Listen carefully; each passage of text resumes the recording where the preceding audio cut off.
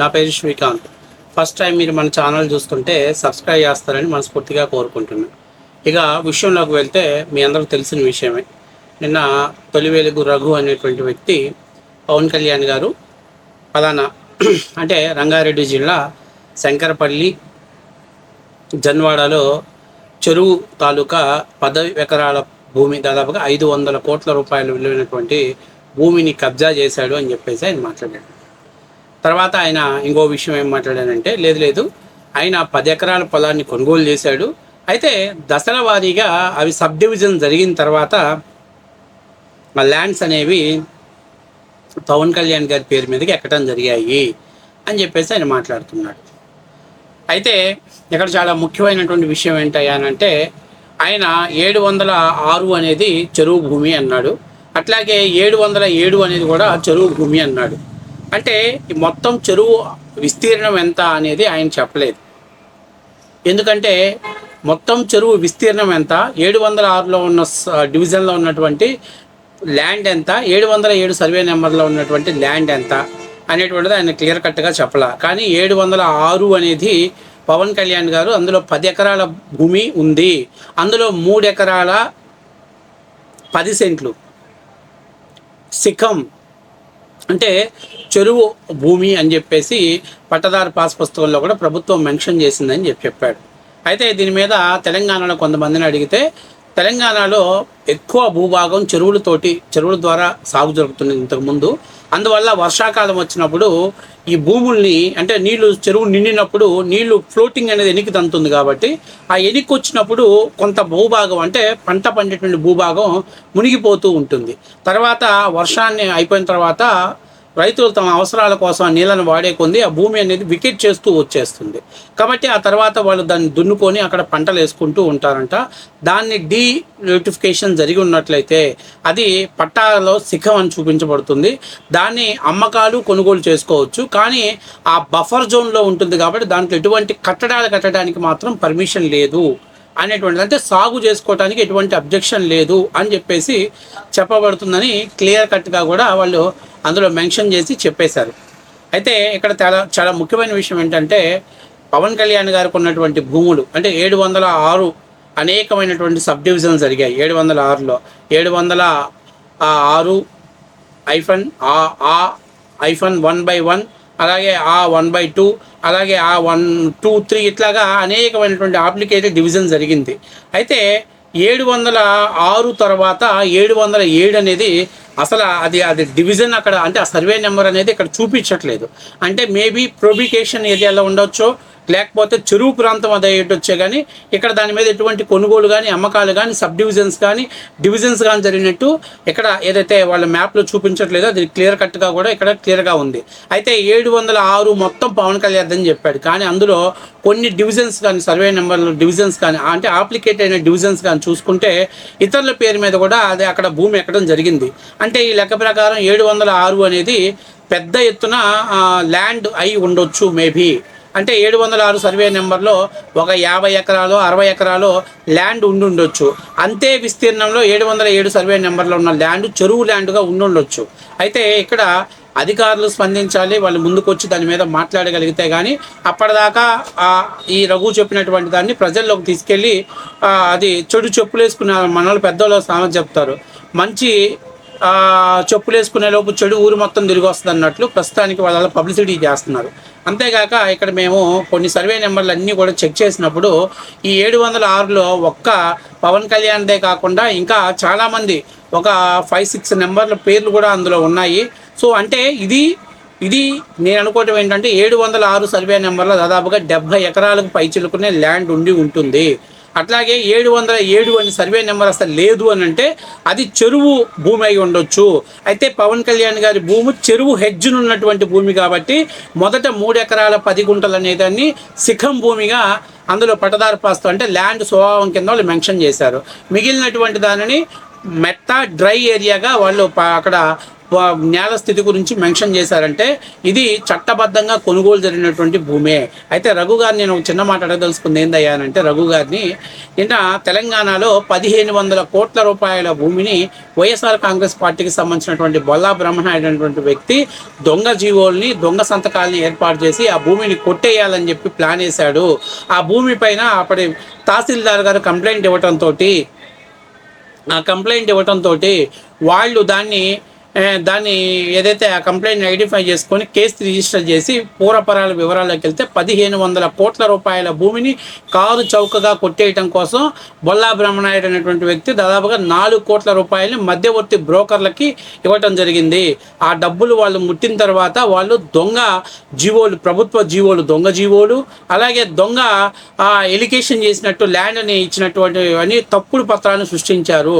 దాని మీద మాత్రం మా రఘు మాట్లాడలేదు. కానీ ప్రభుత్వ రికార్డులలో చట్ట ప్రకారంగా ఆన్లైన్లో ఎక్కబడి ఆన్లైన్లో చూపబడుతున్నటువంటి భూమి మీద మాత్రం రఘు విమర్శలు చేయడం జరిగింది. సరే, రఘు తెలంగాణ ప్రాంతానికి సంబంధించినటువంటి వ్యక్తి, దాని మీద మా పిల్లలు ఇంకా పూర్తి స్థాయిలో స్టడీ చేస్తున్నారు. ఆ సర్వే నెంబర్ 707 ఏంటి, ఎందుకు ఆ సర్వే ఎందుకు ఎక్కలేదు, అటువంటి దాని మీద మనం వెరిఫికేషన్ చేసిన తర్వాత అసలు పవన్ కళ్యాణ్ గారి సర్వే నెంబర్లో ఎంతమంది ఉన్నారు, 706 అప్లికేటెడ్ అనే దాన్ని సబ్ డివిజన్స్ ఎంతమంది మీద జరిగింది, ఎంతమంది దీంట్లో పాస్ పుస్తకాలు కలిగి ఉన్నారు అనే దాని మీద కూడా నేను పూర్తి స్థాయిలో బ్రీఫ్గా వీడియో చేస్తాను. అయితే ఈలోపు మీకు ఒక మంచి కమెడియన్ని నేను చూపిస్తాను. ఈ కమెడియన్ మామూలు కమెడియన్ కాదు. ఈ మధ్య ఆంధ్రప్రదేశ్ రాజకీయాలలో జగన్మోహన్ రెడ్డి గారికి పెంచి పోషిస్తున్న అతి పెద్ద పేటీఎం ఎవరో కాదు, మన రజనీ గారు. ఆ రజనీ గారు మాట్లాడుతున్నారు, మా కులము రంగనాథం గారి కులం, అంటే హైడ్రా కమిషనర్ గారి కులం కాపు కులం కావటం వల్ల పవన్ కళ్యాణ్ గారిని కాపాడారు, పవన్ కళ్యాణ్ గారిని ఆయన సేవ్ చేశారని చెప్పి మాట్లాడుతుంది. హైడ్రా ముఖ్య ఉద్దేశం ఏంటి, హైడ్రా ఎలా పనిచేస్తుందో కూడా తెలియనటువంటి ఈ ఆఫ్నాలజీ రజనీ పిచ్చి పిచ్చిగా మాట్లాడుతుంది. ఒకసారి రజనీ ఏం మాట్లాడుతుందో చూసిన తర్వాత ఆ వీడియో గురించి మనం పూర్తి స్థాయిలో ఒకసారి మనం మాట్లాడదాం. ఒకసారి రజనీ ఏం మాట్లాడుతుందో చూడండి మీరు ఫస్ట్. ఎందుకంటే హైడ్రా పనులేంటి, హైడ్రా ఏం చేస్తుంది అనేటువంటిది పాపం మా రజనీకి, ఆంధ్రాలో ఉన్న రజనీకి తెలియకపోవచ్చు. అందువల్ల పాపం పిచ్చి పిచ్చిగా మాట్లాడుతుంది. ఒకసారి చూడండి మీరు. ఈరోజు ఎవిడెంట్రీగా చెప్తున్నాడు. ఎలా ఎవిడెంట్రీ తీసినాడంటే, అయితే బయటికి ఎలా తీసినాడంటే అఫిడవిట్ తీసినాడు. అఫిడవిట్ లో చెప్పిన ఈ వాస్తవాలు, సర్వే నెంబర్ 706, ఆ శంకరపల్లి మాన్యాలు అన్నట్టుగా ఈరోజు శంకరపల్లి చెరువుకు సంబంధించింది. ఈరోజు చెరువు భూములని హైడ్రా రంగనాథ్ గారు ఎంత దూరంలో ఉన్నా సరే పెద్ద పెద్ద ఇళ్ళు కట్టుకున్న బిల్డింగ్లు పడగొట్టేసినారు. తర్వాత మధ్యతరగతి కుటుంబాల వాళ్ళు ఏ మాత్రం ఆలోచించకుండా పడగొట్టేసినారు. తర్వాత ఆయన ఎవరిది, నాగార్జునకి సంబంధించిన ఏదో కన్వెన్షన్ హాల్ ఉందంట, అక్కినేని గారి కన్వెన్షన్ హాల్, అది కూడా పడగొట్టేసినారు అని విన్నాను. ఇవన్నీ కూడా చాలా ట్రాన్స్పరెంట్ గా పనిచేసే ఒక అధికారి అక్కడ దాకా వచ్చి ఇక్కడెందుకు ఆగినాడు?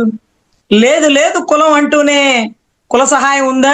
లేదు కులం అంటూనే మా కులపోడని ఏమన్నా సహాయం చేసినాడా? కులభావన లేకుండా పోయిందా? ఇప్పుడు బయటపడింది కదా కులభావన.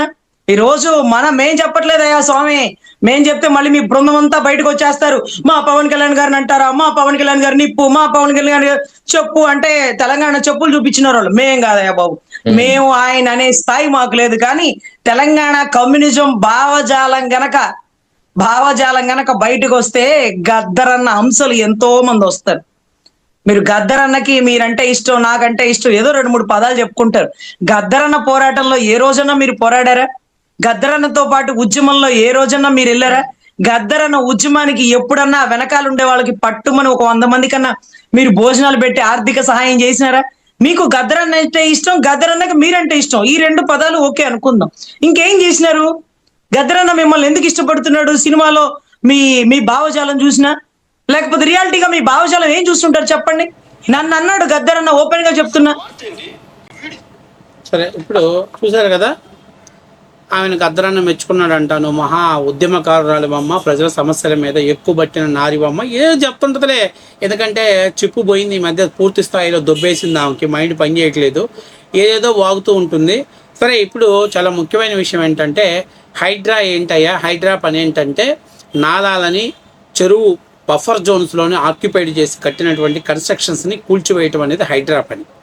కానీ పవన్ కళ్యాణ్ గారి భూమి అనేది వ్యవసాయ భూమి, అక్కడ ఎటువంటి కన్స్ట్రక్షన్స్ చేయలేదు, కేవలం వ్యవసాయ పనులకు మాత్రమే ఆ భూమిని ఉపయోగిస్తారు. అక్కడికి వెళ్ళి హైడ్రా ఆయన ఏం చేస్తాడు, రంగనాథ్ గారు ఏం చేస్తారు, పొక్లేని తీసుకెళ్ళి ఏం చేస్తాడు అంటే ఈ బుర్ర ఏమో ఇంత ఉంది, దీని ఆలోచనలు ఏమో ఇంత ఉన్నాయి, దీని వ్యవహారం ఏమో ఇంత, ఏం చేస్తుంది, ఎక్కడ బ్యాలెన్స్ అవ్వట్లా.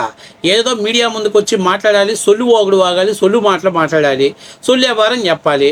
శంకరపల్లి మాన్యాలంట, అమ్మ శంకరపల్లి మాన్యాలు కాదమ్మా, అది రంగారెడ్డి జిల్లా శంకరపల్లి మండలం జన్వాడ గ్రామం. ఫస్ట్ ఆఫ్ ఆల్ తెలుసుకోవాలి. నువ్వు ఒక డెబిట్కి వచ్చి మాట్లాడేటప్పుడు ముందు ఫుల్ ఫ్లడ్జ్డ్గా దాని మీద ఫోకస్ చేసి మాట్లాడాలి. అంతేగాని ఏదో సొల్లు మాట్లాడటం, టైంపాస్ వ్యవహారాలు చేయటం, టైంపాస్గా ఏదో వచ్చి నిన్ను అసలు నువ్వు గద్దరికి నీకు అసలు ఏమైనా సంబంధం ఉందా? నువ్వు చెద్దరు మార్చినంత తేలికగా పార్టీ కండవలు మారుస్తావు. గద్దర్ గారు ఓపెన్గా చెప్పారు, నాకు పవన్ కళ్యాణ్ని రా అని పిలిచేంత స్వతంత్రం నాకుంది. పవన్ కళ్యాణ్ గారి జేబులో నాకు ఎప్పుడైనా డబ్బులు అవసరమైతే స్వతహాగా అతని జేబులో చేయబెట్టి డబ్బులు తీసుకొని వాడేంత స్వతహాగా నాకుంది. మా ఇద్దరి మధ్య అంత అవినాభావ సంబంధం ఉంది. అంటే ఒక వ్యక్తి తనకు నచ్చాడు అని అంటే ఆ భావజాలాలతో నడుస్తున్నటువంటి వ్యక్తి అయితేనే అతను నచ్చుతాడు, ఊరికే నచ్చరు. ఇవన్నీ ఏందనంటే ఇంకెందుకు రజని నీ గురించి ఎంత చెప్పినా తక్కువే. ఫస్ట్ ఆఫ్ ఆల్ నువ్వు సబ్జెక్ట్ మీద ఫోకస్ చేసుకో, సబ్జెక్ట్ మీద మాట్లాడు. ఆయన ఎన్నికల అవడఫిట్లో దాన్ని పొందపరిచాడంటేనే అది చట్టబద్ధమైనటువంటి భూమి అయితేనే ఆయన పొందపరుస్తాడు. అదే జగన్మోహన్ రెడ్డి లాగా అక్కడ ఇక్కడ మర కంపెనీలు, సూట్ కేస్ కంపెనీలు, హవాలా కంపెనీలు, దివాళా కంపెనీలు, ఇలాంటి కంపెనీలలో నావి అని చెప్పుకునే ధైర్యం లేదు జగన్మోహన్ రెడ్డి గారి ఎన్నికల అఫిడవిట్ అంతా కూడా ఎన్ని కేసులు ఉన్నాయి, ఏ కేసులు ఎక్కడెక్కడ విచారణ జరుగుతున్నాయి, ఈడీ ఎన్ని కేసులు పెట్టింది, సిబిఐ ఎన్ని కేసులు కొట్టింది, హైకోర్టు ఎన్ని కేసులు పెట్టింది, ఇలాంటి చెత్త సంబంధించినటువంటిది ఆయన ఎన్నికల అఫిడవిట్ అంతా ఉంటుంది. పవన్ కళ్యాణ్ గారి క్లీన్ అండ్ గ్రీన్ కాబట్టి ఇచ్చేసిన 18 ఎకరాలు ఉందన్నాడు, చెక్ చేసుకోండి, తప్పేం లేదు కదా. మరి ఎందుకు మీరు మాట్లాడుతున్నారు? ఏదైతే ఈ డాక్యుమెంట్ బయటకు వచ్చినా, అధికారులు బయటకు వచ్చి స్పందించినా ఖచ్చితంగా వీళ్ళంటి వాళ్ళకి నోళ్ళు మూతపడే సమయం దగ్గరలోనే ఉంది. అది చట్టబద్ధమైనటువంటి భూమి, అది చట్టబద్ధంగా కొనుగోలు చేసినటువంటి భూమి.